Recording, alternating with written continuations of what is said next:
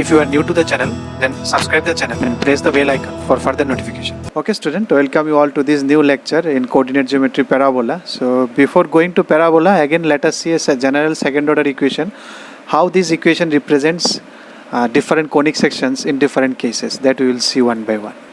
Okay, then let's see this. Okay, the topic is general second order equation which is representing different conics. So you have seen this one is a second order equation. Okay, so this second order equation we will see in details in advanced level. We will mix all these things, because in pair of straight lines also you have found out in circle it was easy because it should be 0 and this should be equal. Now for, you can recall, for pair of straight lines, this delta, this constant, I told you how to remember. First x, a, h, g, then the coefficients of y in this way. So h, b, f, then g, e, f, c, all single, all linear coefficients you can see, g, f, then c. Okay, so if this was equal to 0, then it was pair of straight lines. So if it is not equal to 0, then this becomes something of conic. Now here also there is one interesting thing. If this focus becomes a point on the directrix, then what will happen? So you will see little detailed expression in advance. So for now you remember in this way.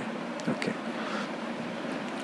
so if delta is equal to 0, then it was pair of straight lines. If it is not equal to 0 and h square equal to ab, then it will be a parabola.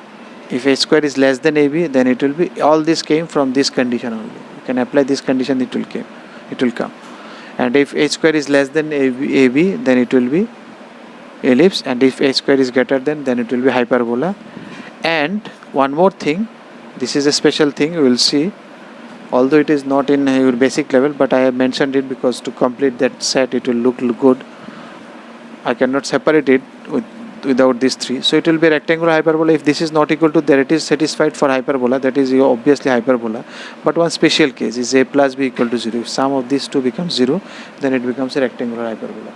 Now what is rectangular hyperbola, we will see in details in hyperbola. For now you just remember. So a plus b equal to 0, one additional condition is there.